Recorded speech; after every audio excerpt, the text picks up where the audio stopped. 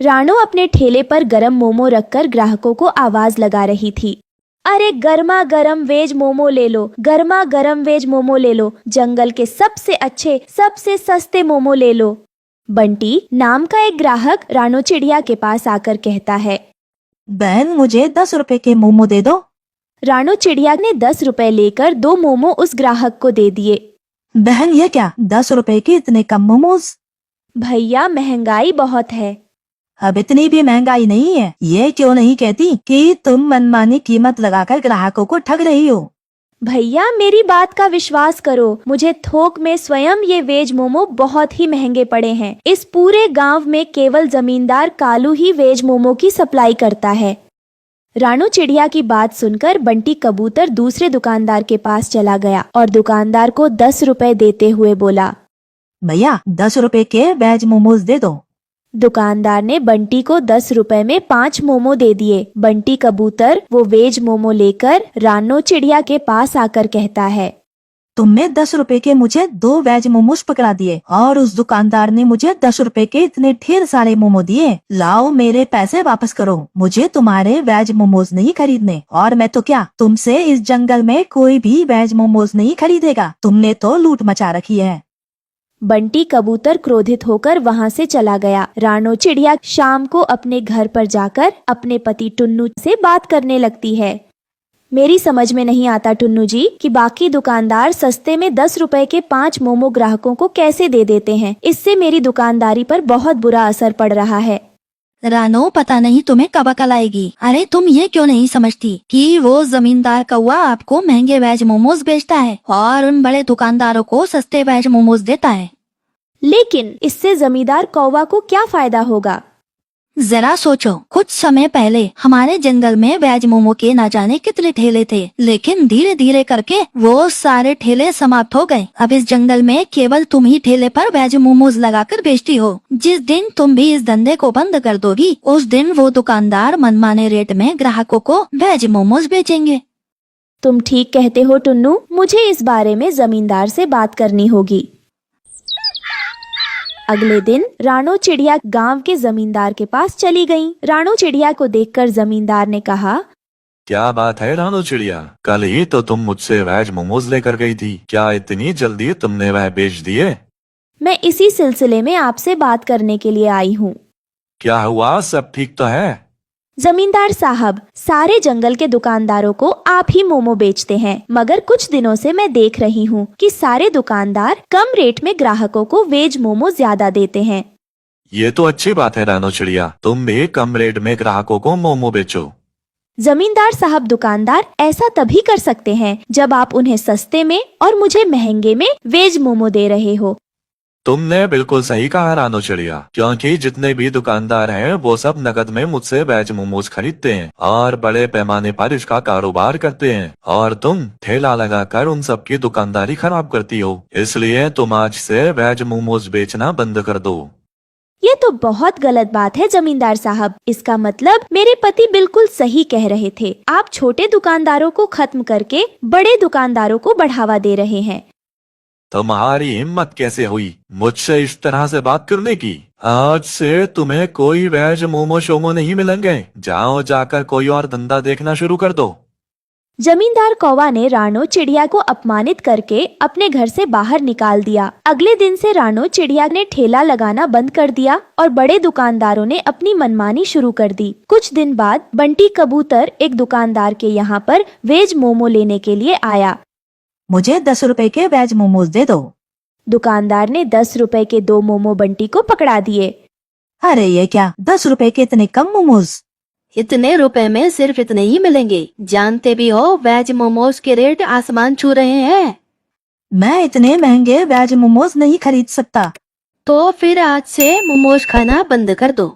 रानू इस दृश्य को बहुत गौर से देख रही थी। वो निराश होकर अपने घर पर आकर बैठ गई कि तभी जंगल की एक बुजुर्ग चिड़िया वहाँ पर आ गई। अरे मौसी, आप अचानक यहाँ कैसे? तुम्हारे साथ जमींदार ने बहुत ही गलत किया। जमींदार को ऐसा नहीं करना चाहिए। अब क्या कहूँ मौसी, मैंने सुना है कि किसी जमाने में आप अपने खेतों में बड़ी तादाद में मोमो की सब्जियाँ उगाया करती थीं। उस दौर में मैं दुकानदारों को मोमो बनाने के लिए सब्जियां मुफ्त में दे देती थी। लेकिन अब जमाना बदल गया है ना। जमाना चाहे भले ही बदल गया हो रानू चिड़िया, लेकिन वेज मोमो का जादुई गांव आज भी है। यह सुनकर रानो चिड़िया बुरी तरह से चौंक जाती है। मैं आपकी बात का मतलब नहीं समझी मौसी। रानू चिड़िया, जंगल के सभी पक्षी यह समझते हैं कि मैं अपने खेत में मोमो उगाया करती थी, लेकिन यह सच नहीं है। सच तो यह है कि मैं उस वक्त में वेज मोमो जादुई गांव से लेकर आती थी। उस जादुई मोमो के गांव का द्वार कहाँ खुलता है, यह केवल मैं जानती हूँ। मैं चाहती हूँ कि तुम उस जादुई मोमो के गाँव में जाओ और वहाँ से मोमो लाकर सारे जंगल में मुफ्त में बांटो। उसके बाद तुम चमत्कार देखना। मौसी, कहीं आप मजाक तो नहीं कर रही ना?